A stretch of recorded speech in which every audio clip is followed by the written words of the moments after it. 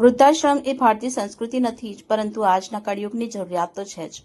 કમનસીબે સંયુક્ત કુટુંબ વ્યવસ્થા તૂટતા જતા ઘણા વ્યક્તિઓ નિરાધાર બનતા હોય છે. રાજકોટમાં છેલ્લા 10 વર્ષથી વિનુભાઈ બચુભાઈ નાગરેજા પરિસર સદભાવના વૃદ્ધાશ્રમ ચલાવવામાં આવે છે. આ વૃદ્ધાશ્રમમાં નાત જાત કે ધર્મના ભેદભાવ વિના જરૂરિયાતવાળા વૃદ્ધોને નિયમ અનુસાર અને સંસ્થાની પ્રવેશ મર્યાદામાં આધારભર દાખલ કરી તમામ સુવિધાઓ વિનામૂલ્યે આપવામાં આવે છે.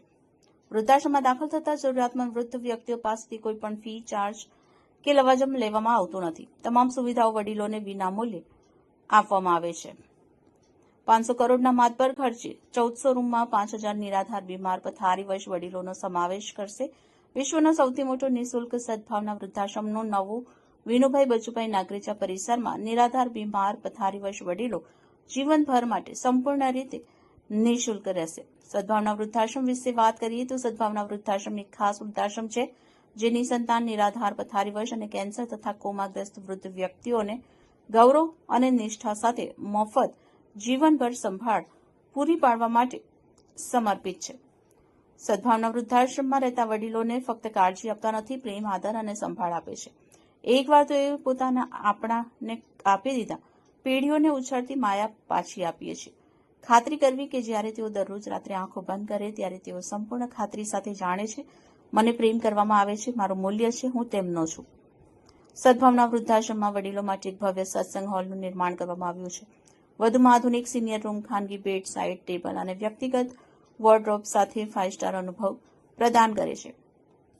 આધુનિક સુવિધાઓથી સજ્જ લાઇબ્રેરીમાં ધાર્મિક ગ્રંથ, પ્રેરણાત્મક પુસ્તક, કોમિક્સ અને નવલકથાઓ સહિત વિવિધ પ્રકારના સાહિત્યનો સમૃદ્ધ પુસ્તકોનો સંગ્રહ પણ ઉપલબ્ધ છે. ગુજરાતના સૌથી મોટા વૃદ્ધાશ્રમમાં હાલ 700+ જેટલા માવતરો પોતાની પાછોતરી જિંદગીની ટાઢક લઈ રહ્યા છે. મારું નામ ધીરેન્દ્ર કાનાબા, બાજુમાં મારા છે એ રાજુભાઈ મહેતા બાલક. અમે સદભાવના વૃદ્ધાશ્રમ રાજકોટથી આવીએ છીએ. સદભાવના વૃદ્ધાશ્રમ રાજકોટ એવા વડીલોને આખા દેશમાંથી નિઃશુલ્ક આવકારે છે જેના દીકરા નથી, જેની પાસે મોટી મિલકત નથી કે પેન્શનની કે એવી કોઈ આવક નથી.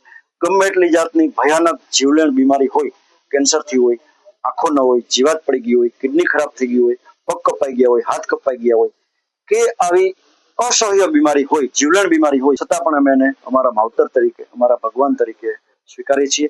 આજનો પ્રેસ કોન્ફરન્સનો હેતુ મીડિયામાં વધુમાં વધુ આ વાત પ્રસરે, જેથી કરીને આવા કોઈ જરૂરિયાતવાળા વડીલ છે, અમારા ભગવાન છે, એ સદભાવના સુધી પહોંચી. અત્યારે અમારી પાસે 700 વડીલો, બિલકુલ 700 વડીલો હાજર છે. મોટા અમારો કેમ્પસ છે, ટોટલ 5000 વડીલો રહી શકશે.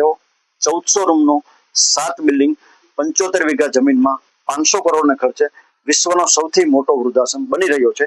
એક બિલ્ડિંગ ઓલરેડી ચાલુ થઈ ગયું છે. સપનું 32 વર્ષની ઉંમરે, માત્ર 32 વર્ષની ઉંમરે વિજય ડોબરિયા નામના એક યુવાન રાજકોટના, એને એવો વિચાર આવ્યો, બિઝનેસમેન છે પોતે, કે મારે મારા દેશમાં આવા જેટલા લોકો હેરાન થાય છે, જેનું દુનિયામાં કોઈ છે નહીં, 100 વર્ષના માજી કંઈ ઝૂંપડામાં રહીને રાંધી શકતા નથી, 2-3 દિવસ ભૂખારીએ છે, બીમાર છે તો એને કોઈ હોસ્પિટલે લઈ જવાનું નથી, એવો વિચાર સાથે આ યાત્રા 7 વડીલોથી ભાડેની જગ્યામાં ચાલુ થઈ હતી અને અત્યારે વિશ્વનો સૌથી મોટો વૃદ્ધાશ્રમ ઓલરેડી અમે ખુલ્લો મૂકી ચૂક્યા છીએ.